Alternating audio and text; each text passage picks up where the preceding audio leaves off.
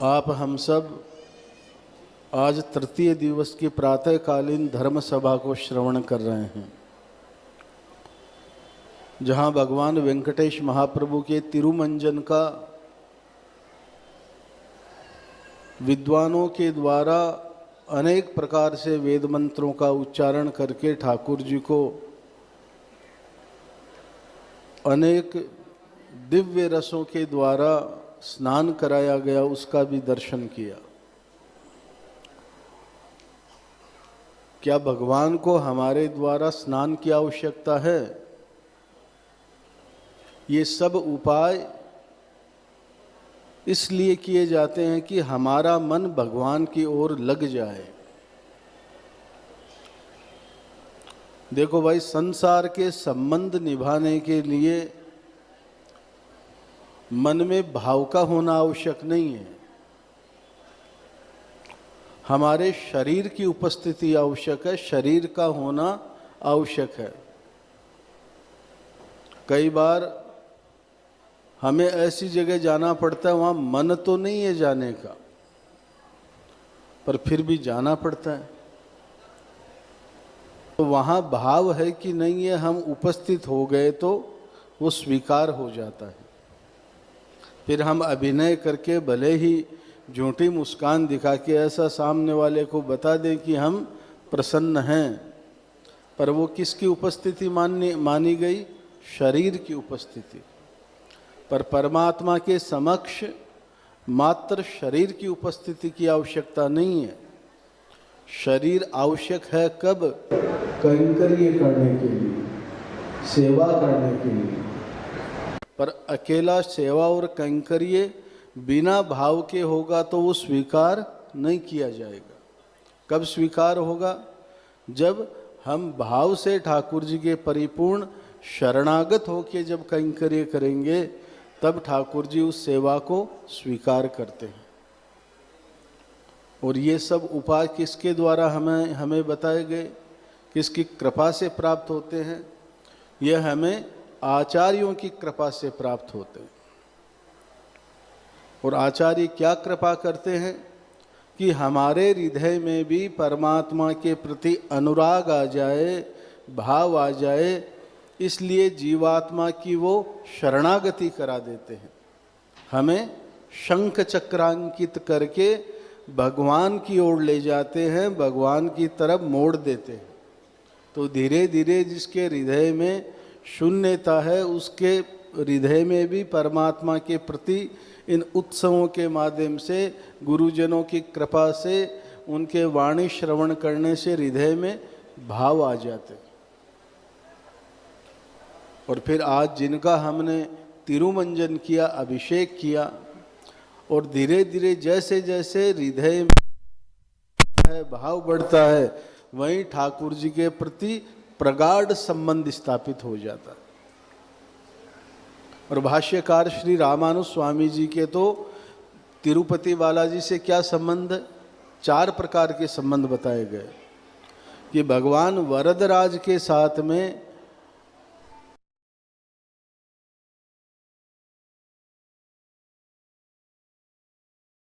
भगवान वरदराज के सामने ही उन्होंने काषाय वस्त्र धारण किए थे, संन्यास लिया था, इसलिए वो अपने गुरु तत्व के रूप में भगवान वरदराज को मानते थे। कभी दक्षिण भारत जाओ तो कांची अवश्य दर्शन करके आना। 40 वर्षों बाद, पिछले कुछ वर्ष पूर्व, वहाँ अति वरदराज के दर्शन हुए थे। कि ऐसा भी भाव है वहाँ के लोगों का कि मुगल काल में भगवान को अन्यत्र कहीं छुपा दिया था, और जब 40 वर्ष बाद भगवान प्राप्त हुए, उसके मध्य में अन्य स्थापना हो गई थी विग्रह की। तो हर 40 वर्ष बाद उन प्राचीन विग्रह को पुष्करणी के अंदर से निकाला जाता है, ठाकुर जी का 40 दिन तक आराधना की जाती है, और पुनः उसी में समाहित कर देते। और भगवान का ऐसा दिव्य दर्शन है, कभी कांची जाओ तो कहते हैं कि जितने विग्रह संसार के, भगवान वरदराज जैसा सौम्य मुस्कान लिए हुए स्वरूप अन्यत्र कहीं नहीं है। ठाकुर जी इतने दिव्य हैं।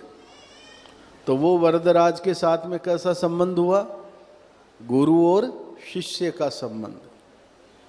फिर भगवान रंगनाथ जो रघुवंश के कुल देवता भी हैं, उनके साथ में पोष्य और पोषक का संबंध भाष्यकार श्री रामानुज स्वामी जी का रहा है। 60 वर्ष तक भाष्यकार स्वामी जी ने उनकी आराधना की और बाद में स्वामी जी का अंतिम समय भी वहीं रहा, जो कल आप हम सब ने आचार्य सन्निधि में, जहाँ वर्षों से लड्डा परिवार मौन होकर किसी को पता ही नहीं चलने देता, निरंतर कैंकर्य करता आ रहा है। तो कल रामानुज स्वामी जी के वहाँ कौन से दर्शन थे? जिस प्रकार श्रीरंगम में भाष्यकार भगवान विराजमान है, उसी के अनुरूप यहाँ कल आप हम सब ने उनके दर्शन किए।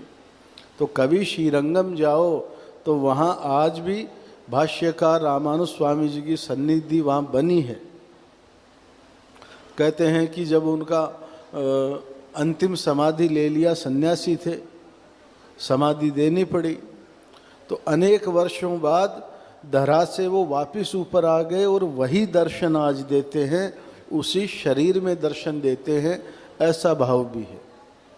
पर कुछ लोग इस भाव को मानते भी नहीं हैं, और समय के साथ में कुछ लोग अनेक प्रकार के किंवदंतियाँ भी जोड़ दी। पर ये परम सत्य है कि वहाँ भाष्यकार श्री रामानुज स्वामी जी की वैष्णवों को आज भी अनुभूति होती है। फिर तिरुपति बालाजी के साथ में भाष्यकार रामानुज स्वामी जी का क्या संबंध है? एक तो स्वसुर का संबंध है और दूसरा संबंध गुरु और शिष्य का भी है वहाँ। पर वहाँ थोड़ा उल्टा है। वहाँ भाष्यकार श्री रामानुज स्वामी जी गुरु के रूप में विराजमान है और भगवान वेंकटेश उनके शिष्य के रूप में। और वहाँ के अर्चक तो आज भी कहते हैं, आप हम जो भगवान वेंकटेश के दर्शन करते हैं, कैसे करते हैं? चतुर्भुज अवतार में।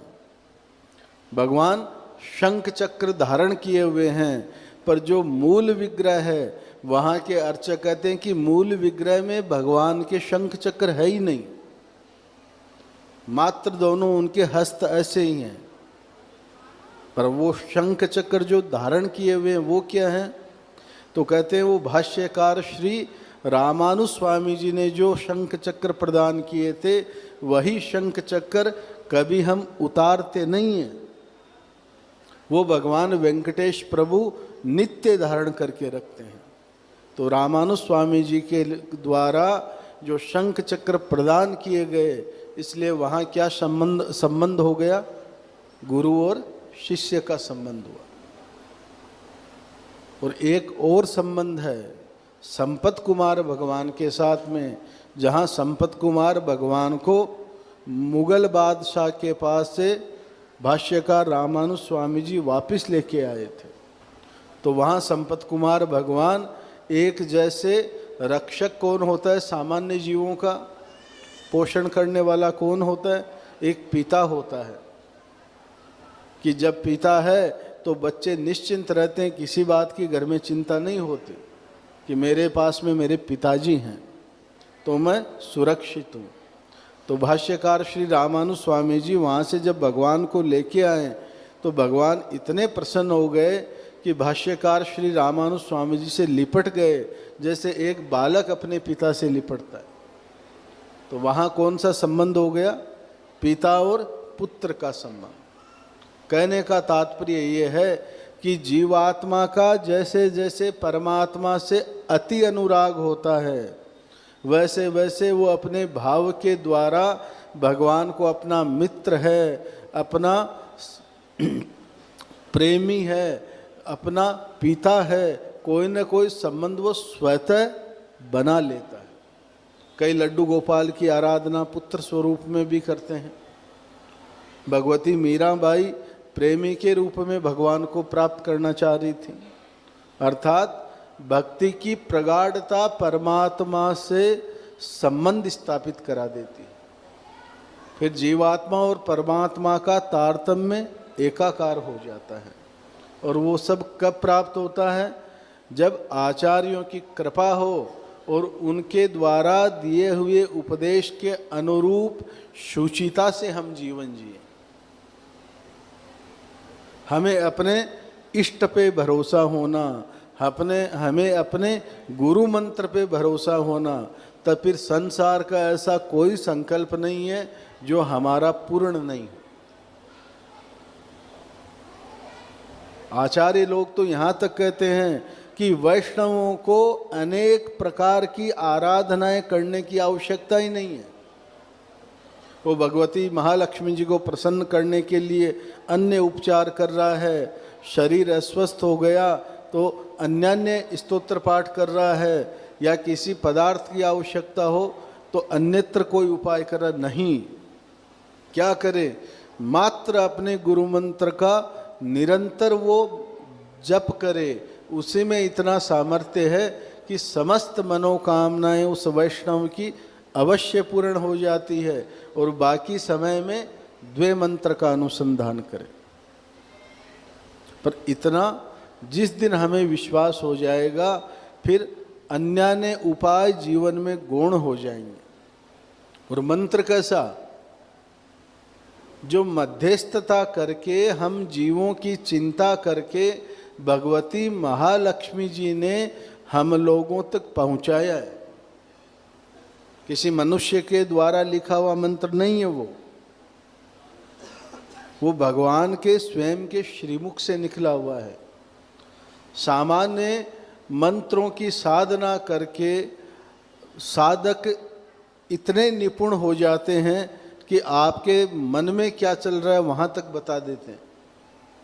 तो विचार करो, ठाकुर जी के श्रीमुख से जिस दिव्य मंत्र का उपदेश हुआ और आचार्यों के द्वारा वही मंत्र आपको मिला है, तो उस मंत्र का आप निष्ठापूर्वक जाप करोगे तो आपका कितना कल्याण होगा।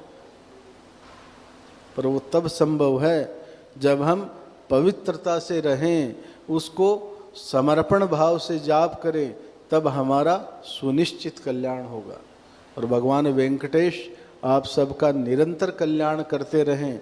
आज ठाकुर जी की शोभा यात्रा जिस क्षेत्र में वो विराजमान रहते हैं, नित्य निरंतर जिन भक्तों की आस्था का प्रमुख केंद्र है, और जब जब आवश्यकता होती है सबसे पहले छत्री बाग वाले ही आते, तो उन सब पे कृपा करने के लिए भगवान रथ यात्रा के कुछ दिन पूर्व अलग से इन सब वैष्णवों से मिलने जाते हैं।